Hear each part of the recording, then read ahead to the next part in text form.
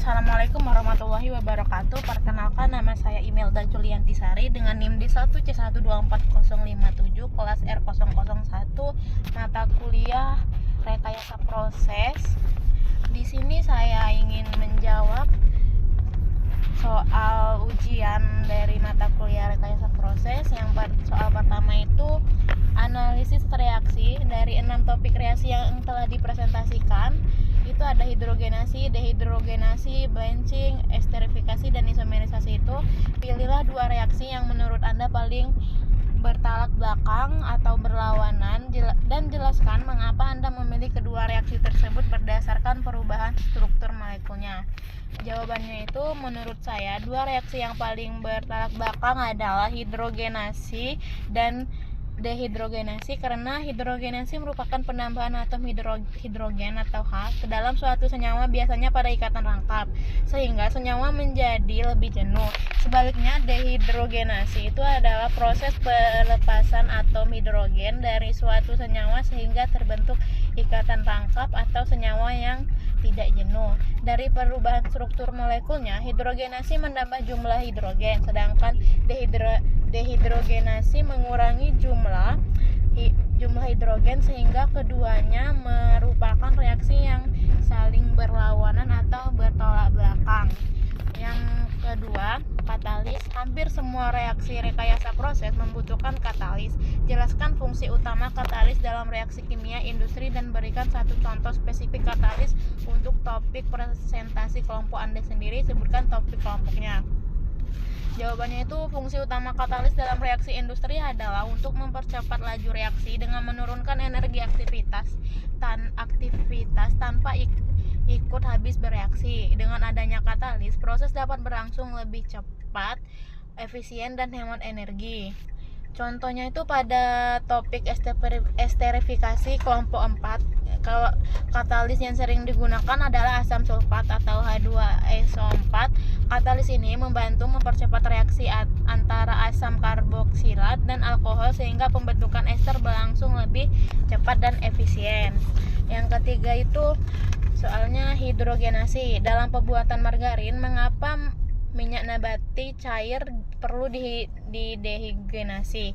Jelaskan dampak negatif bagi kesehatan jika proses ini dilakukan secara parsial atau tidak sempurna. Jawabannya, dalam pembuatan margarin, minyak nabati cair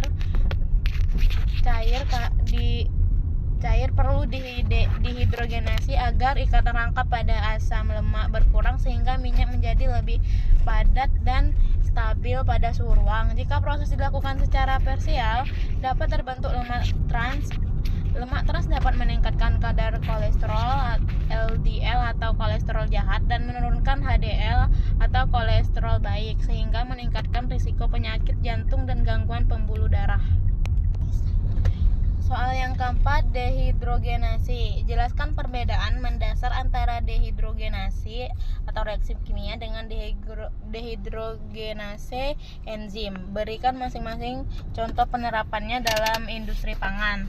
Jawabannya itu yang pertama itu dehidrogenasi adalah reaksi kimia yang menghasilkan atom hidrogen dari suatu senyawa sehingga menghasilkan senyawa baru yang lebih tidak jenuh. Sedangkan dehidrogenase adalah enzim yang berfungsi membantu proses pelepasan hidrogen dalam sistem biologis. Contoh dehidrogenasi dalam industri pangan itu pembentukan senyawa tertentu pada proses pengolahan bahan pangan.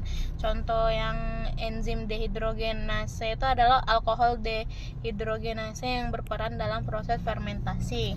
Soal yang kelima, blanching. Pada pemurnian minyak sawit mentah atau CPO, proses blanching bertujuan menghilangkan pigmen. Jelaskan mekanisme kerja blanching earth dalam mengikat pigmen tersebut. Apakah reaksi kimia atau adsorpsi? Jawabannya itu pada pemurnian minyak sawit mentah atau CPO, blanching bertujuan menghilangkan pigmen seperti karoteroid dan zat pengotor lainnya.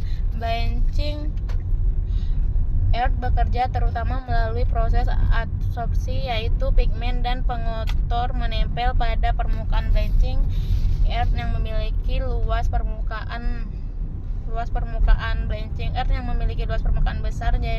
Jadi mekanisme utamanya bukan reaksi kimia melainkan penyerapan atau absorpsi zat warna dan pengatur oleh blanching earth.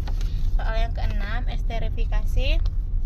Biodiesel adalah produk esterifikasi atau transesterifikasi. Mengapa bahan asam terlebih dahulu sebelum transesterifikasi basa? Jawabannya itu bahan baku biodiesel yang memiliki kadar FFA atau asam lemak bebas tinggi harus melalui tahap esterifikasi terlebih dahulu karena FFA dapat bereaksi dengan katalis basa dan membentuk sabun. Pembentukan sabun ini akan mengganggu proses verifikasi, menurunkan hasil biodiesel, serta menyulitkan proses pemisahan produk. Oleh karena itu, esterifikasi dilakukan untuk menurunkan kadar FFA sebelum masuk ke tahap transesterifikasi.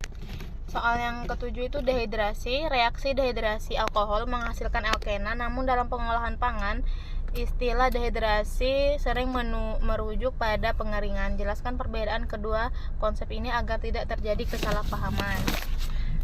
Jawabannya itu dehidrasi dalam reaksi kimia adalah proses pelepasan molekul air dari suatu senyawa. Contohnya dehidrasi etanol yang menghasilkan etena dan air. Sedangkan dehidrasi dalam pengolahan pangan lebih mengacu pada proses pengeringan, yaitu mengurangi kadar air suatu bahan untuk memperpanjang umur simpan. Jadi dehidrasi kimia mengubah struktur molekul, sedangkan pengeringan hanya mengurangi kandungan air tanpa mengubah struktur utama bahan. Yang kedelapan itu isomerisasi sirup fruktosa tinggi HVCS lebih manis daripada gula glukosa biasa. Jelaskan peran reaksi isomerisasi enzimatik dalam mengubah sifat kemanisan tersebut tanpa mengubah rumus molekulnya.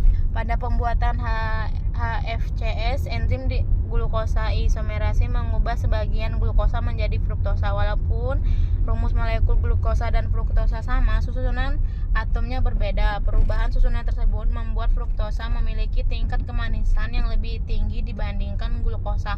Oleh karena itu, HFCS terasa lebih manis tanpa mengubah rumus molekul dasarnya.